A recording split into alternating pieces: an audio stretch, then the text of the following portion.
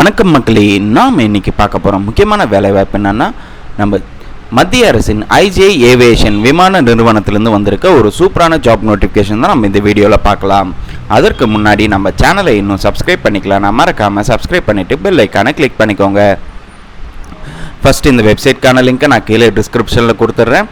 So இந்த website open பண்ணிங்கன்னா உங்களுக்கு இந்த மாதிரி ஒரு பேஜ் ஒன்று ஓப்பன் ஆகும். இதில் வந்துட்டு வியூ அட்வர்டைஸ்மெண்ட் 2025 இருக்கும். இதில் இங்கிலீஷ்னு கிளிக் பண்ணிவிட்டு உங்களுக்கு இந்த மாதிரி ஒரு பிடிஎஃப் ஒன்று ஓப்பன் ஆகும். ஸோ இந்த பிடிஎஃப்பில் என்ன போட்டிருக்காங்க பார்த்தீங்கன்னா, so IJ aviation service invite online application for eligible candidate for the position of the airport ground staff and லோடருக்கான வேக்கண்ட் தான் உங்களுக்கு கொடுத்துருக்காங்க. ஸோ ஏர்போர்ட் கிரவுண்ட் ஸ்டாஃப் பொறுத்த வரைக்கும் நீங்கள் வந்து 12th பாஸ் பண்ணியிருந்தாலே போதுமானதுன்னு சொல்லியிருக்காங்க. ஏஜ் லிமிட் பொறுத்த வரைக்கும் 18லேருந்து 30 வயதுக்குள்ளே இருக்கலாம்.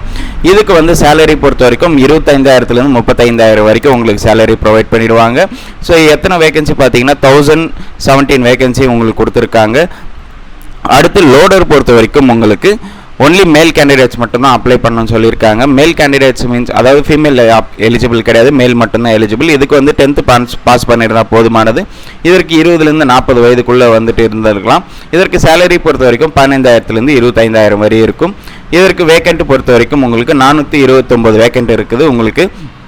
ஸோ 12th பாஸ் பண்ணியிருந்தாலே போதுமானதாக தாராளமாக இந்த வேலைவாய்ப்புக்கு அப்ளை பண்ணிக்கலாம்.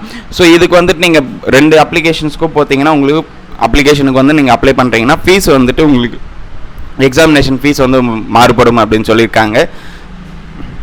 ஃபஸ்ட்டு வந்து எஜுகேஷன் குவாலிஃபிகேஷன் பொறுத்த வரைக்கும் உங்களுக்கு கிரவுண்ட் ஸ்டாஃப்க்கு நீங்கள் 12th பாஸ் பண்ணியிருந்தாலே போதுமானதுன்னு சொல்லியிருக்காங்க. அதுக்கப்புறம் வந்து ஏர்போர்ட் லோடருக்கு வந்து பார்த்தீங்கன்னா உங்களுக்கு 10th பாஸ் பண்ணியிருந்தால் போதுமானது, மேல் கேண்டிடேட்ஸ் மட்டும்தான் சொல்லியிருக்காங்க. இதுக்கு வந்து மேல் அண்ட் ஃபீமேல் ரெண்டுமே அப்ளை பண்ணிக்கலாம். இதுக்கு மேல் மட்டும்தான் அப்ளை பண்ணால் ஏர்போர்ட் லோடருக்கு. ஸோ அடுத்து வந்து பார்த்தீங்கன்னா ஏவியேஷன் ஏர்லைன் சர்டிஃபிகேட் இருந்தது நாட் ரெக்ரூட்மெண்ட்னு சொல்லியிருக்காங்க. அதாவது நீங்கள் ஏவியேஷன் ஏர்லைன் சர்டிஃபிகேட் நீங்கள் வச்சிருக்கணும்னு அவசியம் இல்லை. ஸோ வச்சுருந்தால் உங்களுக்கு முன்னுரிமை அளிக்கப்படும். அதே மாதிரி 10th + ITI students are eligible for ground staff position சொல்லியிருக்காங்க. அதாவது நீங்கள் 12th முடிச்சிருந்தால் மட்டும் இல்லாமல் நீங்கள் ITI முடிச்சிருந்தாலும் உங்களுக்கு எலிஜிபிள் ஆவீங்கன்னு சொல்லியிருக்காங்க கிரவுண்ட் ஸ்டாஃப் பொசிஷனுக்கு. இதுக்கு வந்து பார்த்தீங்கன்னா ஏஜ் ரிலாக்ஸேஷன் எதுவும் இல்லைன்னு சொல்லியிருக்காங்க. அதாவது எந்த ஏஜ் ரிலாக்ஸேஷனும் இல்லை. ஸோ இங்கே சொன்ன மாதிரி 18லேருந்து 30 வரைக்கும் 20லேருந்து 40க்குள்ளே தான் இருக்கணும் எல்லா கேண்டிடேட்ஸும். ஸோ நேச்சர் ஆஃப் ஒர்க்ஸ்னு ஒன்று சொல்லியிருக்காங்க பாருங்கள். இங்கே வந்து பேசஞ்சர் செக்இன் பண்ணணும், ticket reservation, boarding and terminal functions வந்து நீங்கள் இது பண்ணுற மாதிரி இருக்கும். இது வந்து 3 ஷிஃப்ட் பேசிஸில் உங்களுக்கு நடக்கும். 3 ஷிஃப்ட்டில் உங்களுக்கு இருக்குன்னு சொல்லியிருக்காங்க.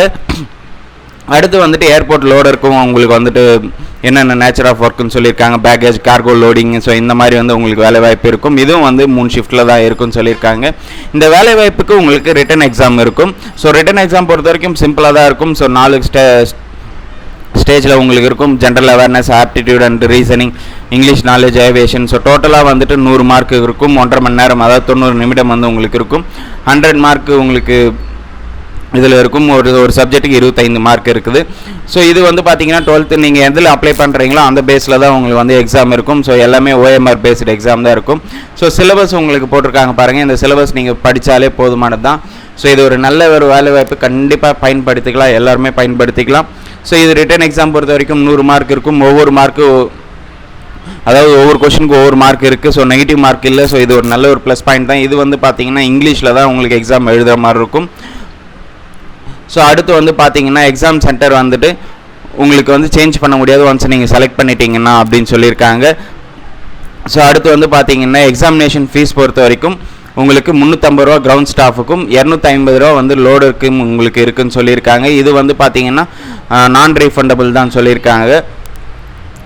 அடுத்து வந்து பார்த்தீங்கன்னா எக்ஸாம் ஃபீஸ் வந்துட்டு உங்களுக்கு எல்லாருக்குமே சேம் கேட்டகரி தான் வந்துட்டு உங்களுக்கு கொடுத்துருக்காங்க. ஸோ எல்லாருமே ஒரே ஃபீஸ் தான் பே பண்ணுற மாதிரி இருக்கும்.